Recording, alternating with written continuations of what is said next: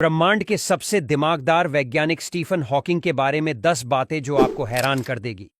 Number 1। बीमारी की वजह से स्टीफन का शरीर पूरी तरह बेजान हो गया। वह न लिख सकते थे और न ही बोल सकते थे, लेकिन इसके बावजूद उन्होंने कई किताबें लिखीं। ये किताबें उन्होंने अपनी स्पीच सिंथेसाइजर की मदद से लिखी। ये उनका स्पीच जनरेटिंग डिवाइस था, जिसकी मदद से वह अपने गाल की मांसपेशी की कंपन के द्वारा शब्दों को टाइप करते थे। स्टीफन पूरी तरह अपंग होने के बावजूद भी इस डिवाइस की मदद से लोगों से बात कर पाते थे। नंबर 2।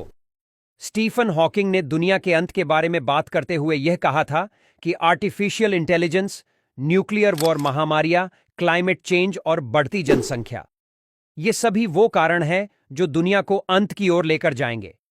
प्रोफेसर हॉकिंग ने कहा था कि मुझे लगता है मानव जाति के पास खुद का अस्तित्व बचाए रखने के लिए 1000 साल है।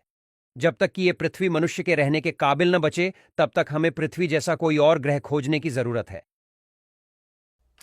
नंबर 3। स्टीफन हॉकिंग के जन्म और मृत्यु से एक बड़ा संयोग जुड़ा हुआ है।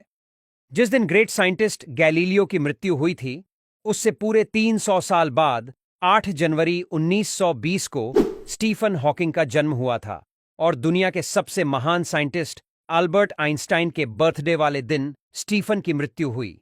गजब की बात तो यह है कि ये तीनों ही अपने समय के सबसे महान साइंटिस्ट रहे। नंबर 4। स्टीफन हॉकिंग ने कहा था कि हम सब जिस पर चाहे उस पर विश्वास करने के लिए आजाद हैं, और मेरा स्पष्ट विचार यह है कि कोई ईश्वर नहीं है। इस ब्रह्मांड को किसी ईश्वर ने नहीं बनाया है और न ही कोई हमारे भाग्य को लिखता है, और यही चीज मुझे एक गहरे एहसास की ओर लेकर जाती है। कोई स्वर्ग नहीं है और मृत्यु के बाद कोई जीवन नहीं होता। हमारे पास यही सिर्फ एक जिंदगी है। ब्रह्मांड के इस ग्रैंड डिजाइन को समझने और सराहने के लिए, और जिसके लिए मैं बहुत आभारी हूं। नंबर 5। स्टीफन हॉकिंग मानते थे कि हमारी दुनिया से अलग दूसरे ग्रहों पर भी जीव हो सकते हैं।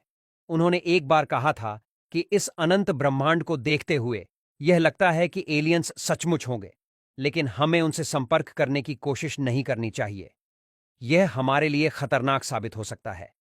स्टीफन हॉकिंग ने चेतावनी देते हुए कहा कि एलियन रिसोर्सेज के लिए पृथ्वी को भारी नुकसान पहुंचा सकते हैं।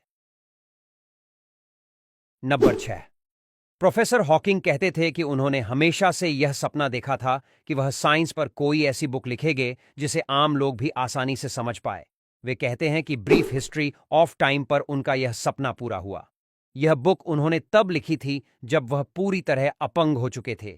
स्टीफन की यह बुक कॉस्मोलॉजी पर है और उन्होंने इसमें बिग बैंग और ब्लैक होल्स जैसे विषयों पर लिखा है। नंबर 7। बीबीसी को दिए एक इंटरव्यू में प्रोफेसर स्टीफन हॉकिंग ने कहा था कि स्पेस में ट्रैवल करने की उनकी लंबे अरसे से ख्वाहिश है। 2007 में उनकी यह ख्वाहिश तब पूरी हुई जब साइंटिस्ट उन्हें एक्सप्रेस शटल में ले गए।